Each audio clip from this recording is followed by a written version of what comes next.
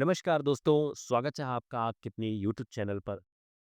लगातार आप मानवाधिकार से संबंधित प्रश्नों को देख रहे हैं जो एलबी और पीसीएसजी जैसी परीक्षाओं के लिए महत्वपूर्ण प्रश्न हैं। तो इस सेशन में हम देखेंगे प्रश्न 46 से 50 तक के प्रश्नों को। शुरू करते हैं आज का प्रश्न। प्रश्न है 46। दुर्बल समूह से आप क्या समझते हैं?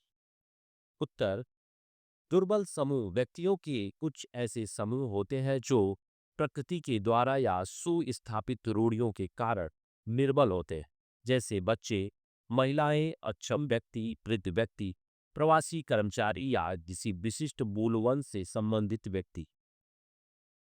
समाज के इन दुर्बल व्यक्तियों को मानव होने के कारण कुछ मानव अधिकार तथा मूलभूत स्वतंत्रताएं प्रदान की गई।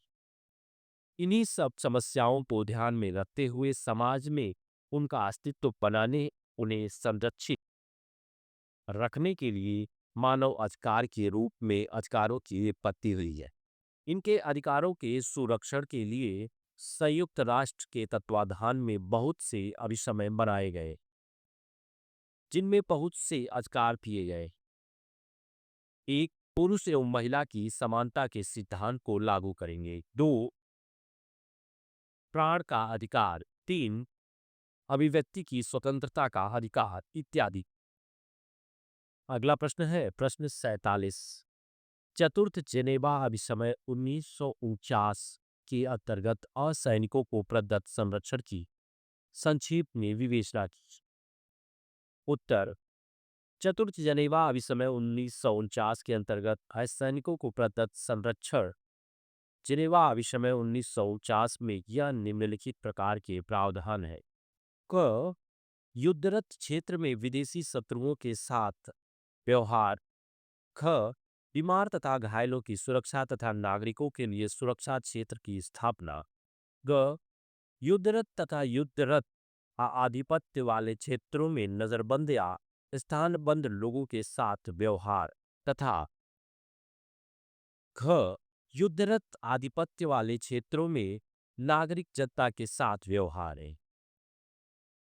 उपर्युक्त अंतिम प्रकार के प्रावधानों की विवेचना के संदर्भ में जो 1949 का जेनेवा के असैनिक व्यक्तियों की युद्ध के समय सुरक्षा से संबंधित अभिसमय में युद्धरत आधिपत्य के विषय में नियम बनाए गए, ये नियम निम्नलिखित।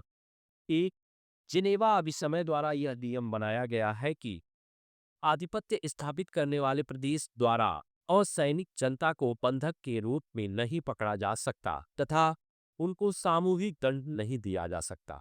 दो, उन्हें व्यक्तिगत रूप से या सामूहिक रूप से किसी दूसरे प्रदेश को स्थानांतरित नहीं किया जा सकता। तीन, वहां के व्यक्तियों को आधिपत्य स्थापित करने वाले देश की सेना से संबंधित कार्यों को करने के लिए विवश नहीं किया जा सकता। चार, उस प्रदेश से भोजन तथा दवाओं आदि की सामग्री केवल उतनी ही लेनी चाहिए जिससे कि वहां की असैनिक जनता को आवश्यकताओं की पूर्ति हो सके। अगला प्रश्न, अंतर्राष्ट्रीय आतंकवाद। आतंकवाद शब्द लैटिन शब्द टेरर आतंकवाद से व्युत्पन्न हुआ है, जिसका तात्पर्य भय है। कुछ उद्देश्यों, विशेषकर राजनैतिक उद्देश्यों को पूरा करने के लिए आतंक के व्यवस्थित प्रयोग को आतंकवाद के रूप में परिभाषित किया जा सकता है, लेकिन आतंकवाद के सभी कृत्यों को अंतर्राष्ट्रीय आतंकवाद का कृत्य नहीं कहा जा सकता।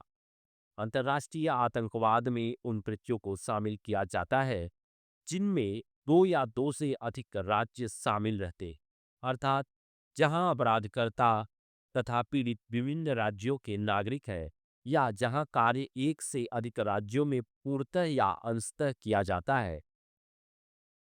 इसका तात्पर्य है कि अंतर्राष्ट्रीय आतंकवाद तब होता है जब एक से अधिक राज्यों का हित प्रभावित होता है। अंतर्राष्ट्रीय विधि का संबंध अंतर्राष्ट्रीय आतंकवाद से ही है।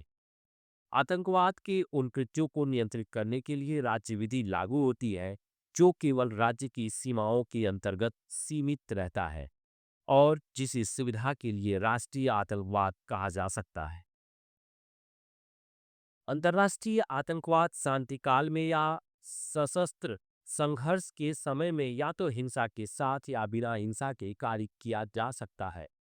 पुनः यह या तो राज्य के कृत्यों द्वारा अर्थात राज्य की सरकार द्वारा या तो व्यक्ति या व्यक्तियों के समूह द्वारा किया जा सकता। लेकिन अंतर्राष्ट्रीय आतंकवाद का यह क्षेत्र सभी राज्यों को मान्य नहीं है।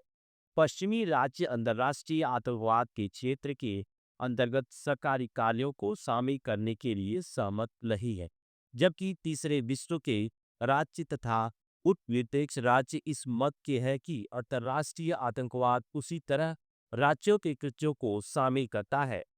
पाश्चात्यवर्ती वाला मत इस तथ्य की दृष्टि में उचित प्रतीत होता है क्योंकि राष्ट्रीय सीमा के बाहर राज्यों द्वारा कारित आतंकवाद के एक ढंग से या दूसरे ढंग से राज्यों के संबंध को उसी प्रकार प्रभावित करता है जैसे व्यक्ति या व्यक्तियों के समूह द्वारा कारित आतंकवाद प्रभावित करता है।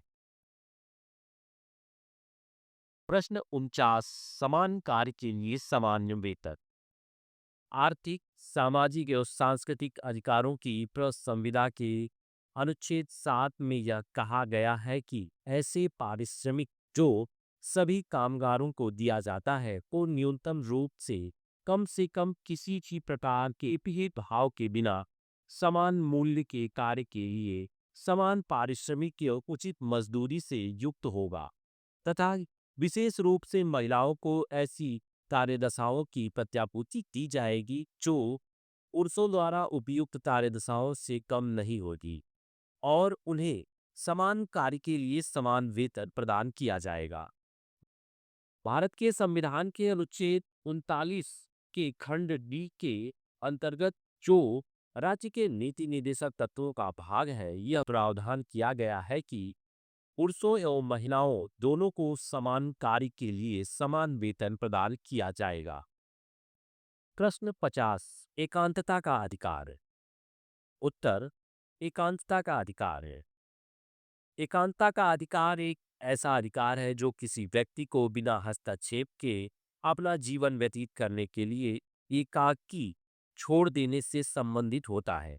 अर्थात इस अधिकार में किसी व्यक्ति के निजी जीवन में हस्तक्षेप के विरुद्ध अधिकार, सम्मान एवं कीर्ति पर आक्रमण के विरुद्ध अधिकार, व्यक्ति के निजी जीवन में से संबंधित असंगत एवं स्वीकार्य तथ्यों के प्रकटीकरण, निगरानी इत्यादि के विरुद्ध अधिकार सम्मिलित है।